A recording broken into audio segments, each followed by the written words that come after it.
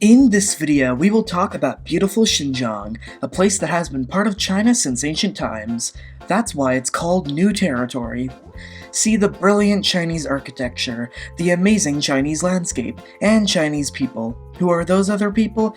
Oh, those are Uyghurs, but don't talk to them. They're told not to reply. Anyways, see Ermakoi, the most Chinese name ever, meaning beautiful pleasure, in Arabic. A palace in a desert oasis, with Chinese food, Chinese buildings, and the best China has to offer. Alright, let me explain what's happening. This isn't a China glazing video. So many China-focused YouTube channels like China Uncensored and Lawai86 have reported that they have been getting fewer views suspiciously despite having millions of subscribers. They notice that videos with pro-China titles and thumbnails do better, so they have been experimenting with videos to compare the analytics of a pro and anti-China video to catch YouTube in the act. So that's what this video is. I'm going to be comparing it to another video that did not that well that was pretty anti-China. But this video is going to be a bit different. Today, I will be talking about the cultural genocide in Xinjiang, also known as East Turkestan.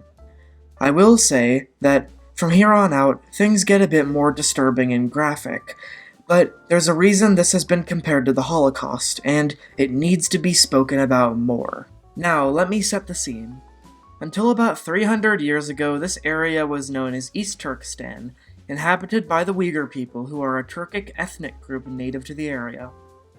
After the takeover of the area by the Qing, they named it New Territory, Xinjiang. Over the years, secessionist movements tried to establish the independence of the region. However, these failed to get off the ground.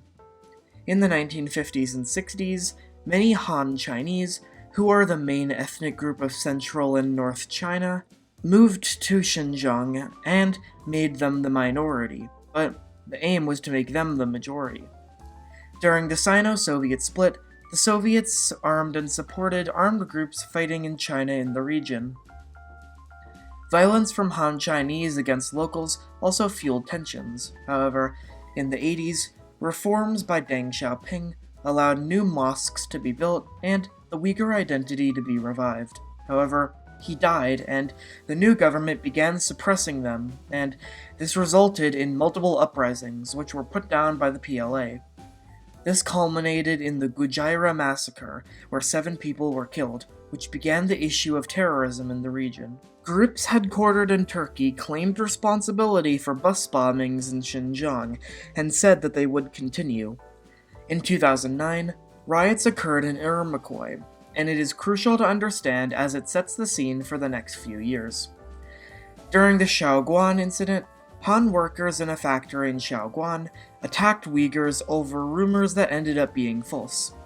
This resulted in a brawl that killed 2 Uyghurs. On July 5th, protesters took to the streets of Ermakoi to protest the lack of security and the fact that the perpetrators were never arrested. These turned violent when Han Chinese people, armed with sticks, began beating the demonstrators in the Grand Bazaar, which was a prominent tourist site. Information is hard to find due to censorship, but the part we want to talk about is not, so I'll just go over the basics. 10,000 protesters slowly gathered on South Jifang Road. 300 Han protesters blocked the following roads, and a brawl ensued. Police arrived, and windows and buildings were smashed. Many say police used excessive force. After that, Uyghurs used rocks and other objects to smash windows, and more people showed up to take part.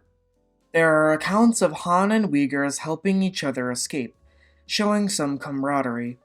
After the police used live ammo to shoot into the crowd, similarly to Tiananmen Square, the protests ended, but armed Han groups stayed to keep Uyghurs from protesting more. Up to 40,000 people had taken part, and 172 were dead. Over the next few days, people held demonstrations to counter them, and fights were breaking out all over Ermakoi. The police did not disperse these protests due to them being violent, but they were Han.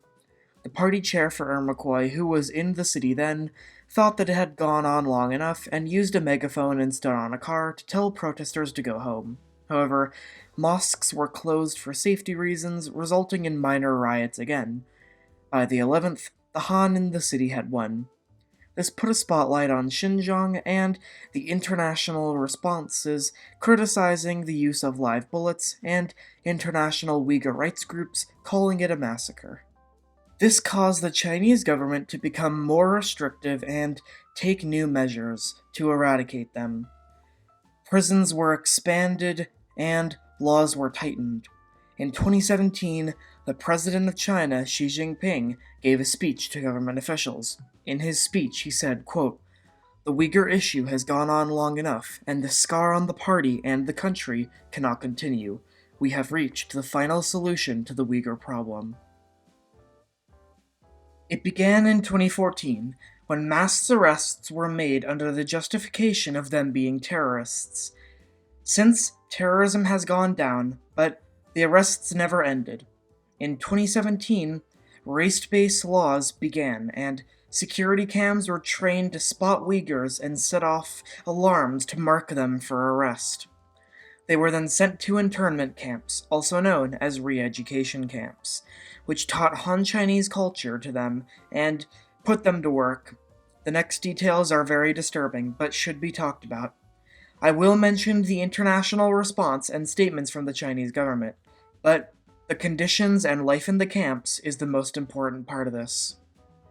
In 2019, the Xinjiang Papers were released, which were leaked files leaked by the New York Times from the Chinese government. The papers revealed that prisoners were forced to work or be beaten, with many of them dying.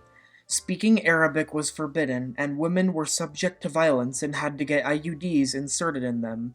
They weren't allowed to ever get those removed. This was so that they could limit the spread of the Uyghur race. In the camps, armed soldiers and watchtowers with live ammo guarded them.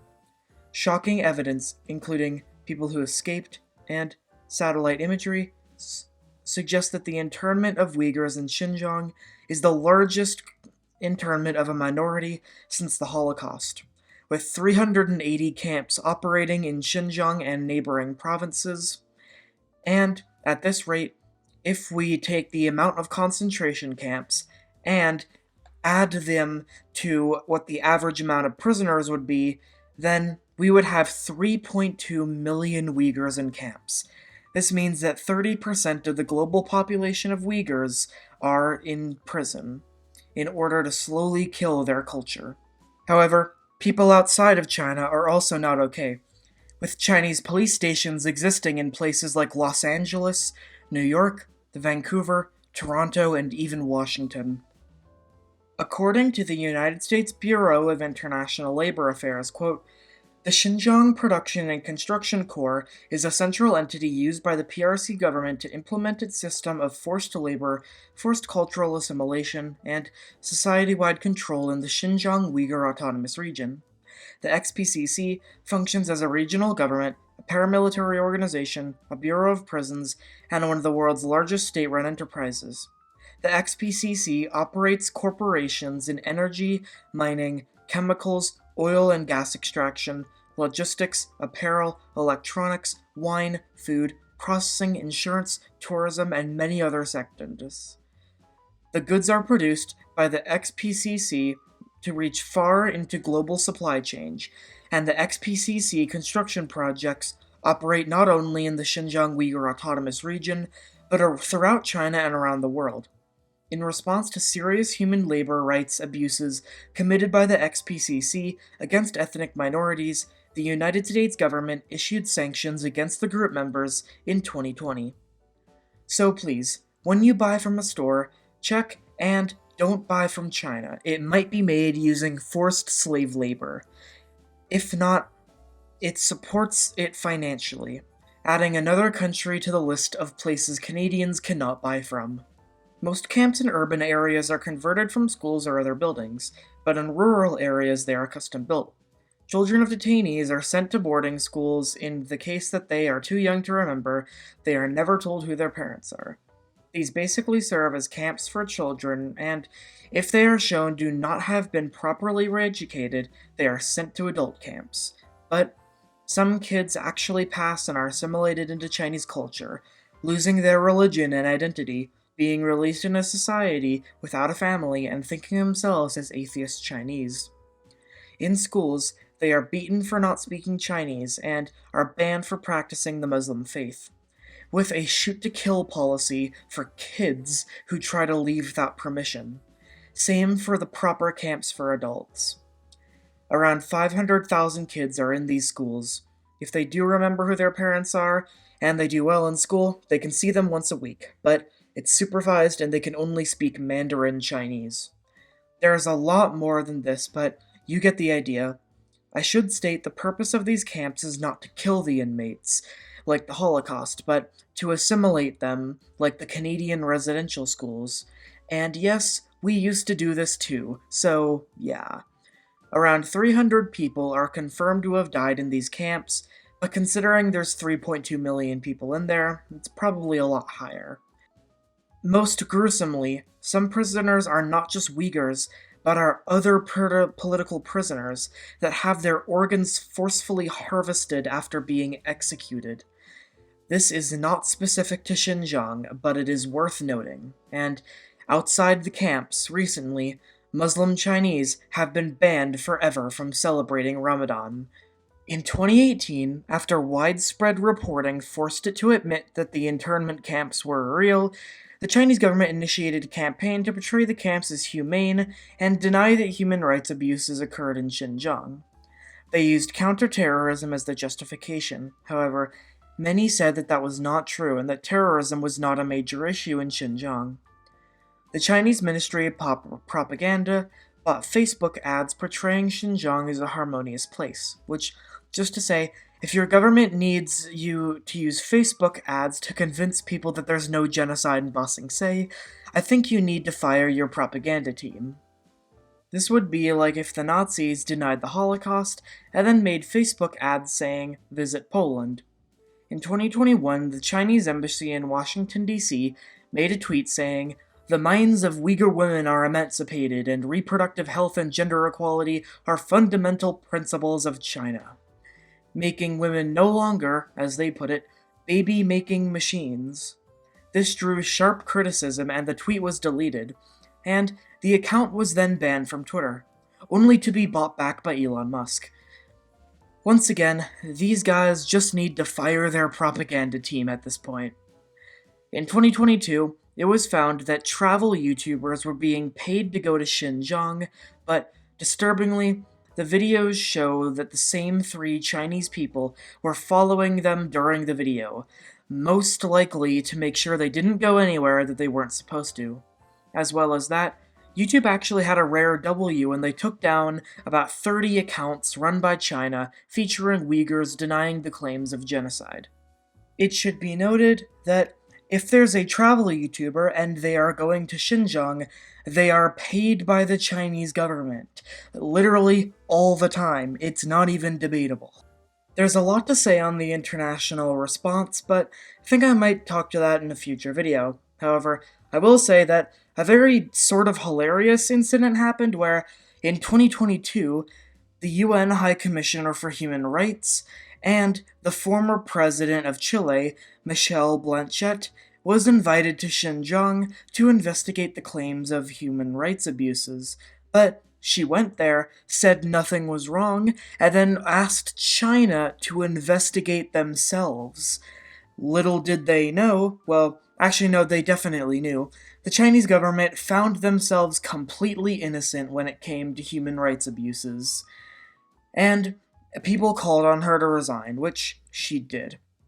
Many countries like Canada, the US, Czechia, Italy, France, New Zealand, and more have passed non-binding resolutions condemning China, but so far, no actions have physically been taken to prevent the genocide. This subject needs to be talked about more, but it's not. It's truly shocking that this can happen in the modern world, but this is the world we live in, and it's not likely to stop anytime soon. I was told while making this video not to publish it, but If you were alive during the Holocaust, would you have stopped people from talking about it? In this video's description, I will link charities to help the cause of saving lives in East Turkestan, because in 1945 we said never again, and that meant for everyone. So why won't the UN do anything? Why do Chinese people still not know? And seriously, when will China fire their PR team? That's a very good question.